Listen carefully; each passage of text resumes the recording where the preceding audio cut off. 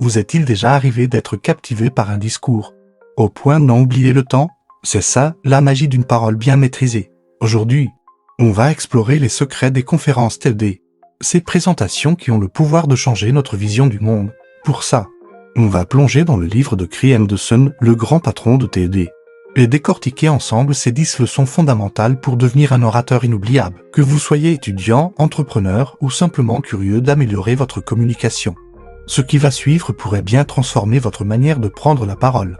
Préparez-vous à prendre des notes, car on va découvrir comment vos idées peuvent, elles aussi, résonner et inspirer. Alors, commençons par la base. La toute première leçon, l'importance d'une idée claire. Cray Henderson est formel là-dessus. Votre discours doit être construit autour d'une seule et unique idée puissante. Pas deux, pas trois. Une seule. Pensez-y comme le tronc d'un arbre. Toutes les branches, toutes les feuilles, c'est-à-dire vos exemples, vos anecdotes, vos données, doivent partir de ce tronc et le renforcer. Le but n'est pas de bombarder votre public avec une tonne d'informations, mais de planter une graine dans leur esprit. Une idée qui va germer, grandir, et peut-être même changer leur façon de voir les choses. Alors, avant même d'écrire la première ligne de votre discours, posez-vous cette question simple: quelle est l'idée que je veux offrir à mon public? C'est le point de départ de tout. La deuxième leçon est un changement de perspective assez radical. Considérez votre discours comme un cadeau. Vous n'êtes pas sur scène pour prendre quelque chose au public, comme leur admiration ou leur argent. Vous êtes là pour donner. Vous offrez votre expertise, votre expérience, une vision, une parcelle de votre passion. Cette approche change tout. Elle vous libère de la pression de devoir être parfait et vous connecte à une motivation bien plus profonde, la générosité. Quand vous montez sur scène avec l'intention sincère d'enrichir la vie des gens qui vous écoutent, votre attitude devient plus humble, plus authentique, et le public le ressent immédiatement. Il ne voit plus un expert distant, mais quelqu'un qui veut sincèrement partager quelque chose de précieux. Et c'est cette générosité qui crée le lien. Passons à la troisième leçon. Une leçon qui va rassurer beaucoup de monde: l'authenticité prime sur le charisme. On a souvent cette image de l'orateur né, cette personne naturellement charismatique qui captive les foules sans effort. Mais Cray Henderson nous dit: oubliez ça. N'essayez pas d'être quelqu'un d'autre. N'essayez pas d'imiter le style de Steve Jobs ou de Tony Robbins si ce n'est pas vous. Le public a un sixième sens pour détecter le faux. Votre plus grande force, c'est vous-même. Soyez authentique. Si vous êtes quelqu'un de calme et réfléchi, assumez-le. Si vous êtes passionné et énergique, laissez cette énergie s'exprimer. L'important est de trouver votre propre voix, de parler avec votre cœur, votre vulnérabilité, votre sincérité, vos petites imperfections. C'est ça qui va créer une véritable connexion humaine avec votre audience. Bien plus qu'une performance parfaitement lisse mais artificielle. La quatrième leçon est probablement l'une des plus puissantes: la force du storytelling. Depuis la nuit des temps, les histoires sont le principal véhicule de transmission des connaissances et des émotions. Notre cerveau est littéralement câblé pour les histoires. Une bonne histoire nous transporte. Elle active les zones émotionnelles de notre cerveau, nous fait ressentir de l'empathie pour les personnages et rend les idées abstraites beaucoup plus concrètes et mémorables. Au lieu de simplement dire la collaboration est importante, racontez une histoire où la collaboration a permis de surmonter un obstacle incroyable. Montrez-le. Ne vous contentez pas de le dire.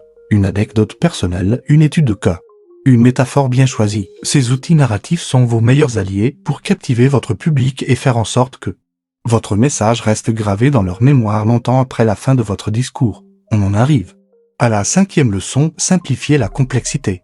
C'est un piège courant pour les experts. Ils connaissent tellement bien leur sujet qu'ils oublient que leur public, lui, ne le connaît pas.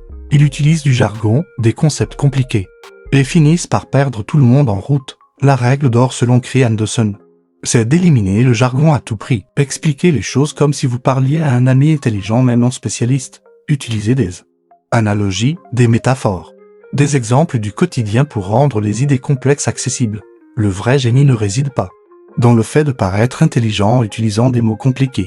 Le vrai génie, c'est de rendre le complexe simple, de prendre une idée profonde et de la rendre limpide pour n'importe qui. C'est un exercice difficile, mais c'est ce qui distingue un bon expert d'un excellent communicant. Sixième leçon.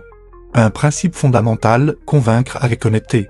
Dans un monde saturé d'informations et de fake news, la crédibilité est votre monnaie la plus précieuse. Pour convaincre, vous devez construire un argumentaire solide, pas à pas, de manière logique. Commencez par un terrain d'entente, quelque chose sur lequel tout le monde est d'accord. Ensuite, introduisez de nouvelles informations, des preuves, des données. en expliquant clairement votre raisonnement à chaque étape. C'est comme construire un pont, chaque pilier doit être solidement ancré avant de poser le suivant. Ne forcez pas les conclusions, guidez votre public à travers votre pensée. Laissez-les arriver à la conclusion par eux-mêmes. Un public qui se sent guidé intelligemment, et non pas manipulé, est un public qui vous fera confiance et qui adoptera votre idée. 7e leçon. Un sujet souvent débattu, l'usage des supports visuels, pas au point à mauvaise réputation. Souvent, à juste titre, on a tous subi des présentations avec des slides surchargés de textes illisibles. Krian de Snooze invite à repenser complètement leur usage. Vos slides ne sont pas votre prompteur. Ils sont là pour amplifier votre message, pas pour le répéter. Utilisez des images fortes et évocatrices qui créent une émotion. Une seule photo pleine page peut avoir plus d'impact que 10 phrases si vous devez montrer un graphique. Assurez-vous qu'il soit extrêmement simple et clair. L'idéal, que le public puisse comprendre votre slide en moins de 3 secondes. Chaque élément visuel doit avoir un but précis, illustrer, clarifier, émouvoir. Sinon, il est préférable de ne rien mettre du tout. Un écran noir peut même être puissant pour recentrer l'attention sur vous et vos paroles. 8e leçon. L'éternel débat, préparation contre spontanéité. On pourrait croire que les meilleurs orateurs improvisent. En réalité, c'est tout le contraire. Les discours les plus fluides, les plus naturels, sont souvent les plus répétés. La préparation est la clé. Krian de Seul insiste sur le fait de connaître son discours sur le bout des doigts. Mais attention, il ne s'agit pas forcément d'apprendre par cœur mot pour mot. Ce qui peut sonner robotique, il s'agit de s'approprier le contenu, la structure, les transitions. Plus vous serez préparé, plus votre cerveau sera libéré le jour J, et c'est là que la magie opère.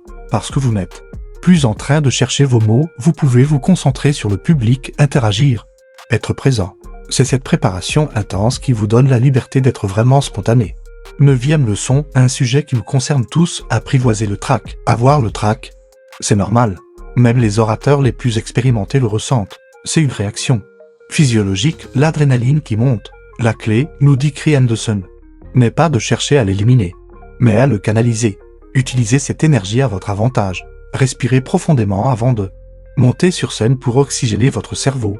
Buvez un peu d'eau. Regardez quelques visages amicaux dans le public au début pour vous sentir en confiance. Mais surtout, souvenez-vous de votre intention généreuse. Vous n'êtes pas là pour être jugé. Vous êtes là pour offrir un cadeau. Ce simple changement de perspective peut transformer votre peur en excitation. Le trac devient alors le carburant de votre passion. L'énergie qui rendra votre présentation vivante et vibrante. Et enfin, la 10e et dernière leçon, l'impact de l'ouverture et de la conclusion. Ce sont les deux moments les plus importants de votre discours. L'ouverture, c'est votre hameçon. Vous avez environ 1 minute pour capter l'attention de votre public.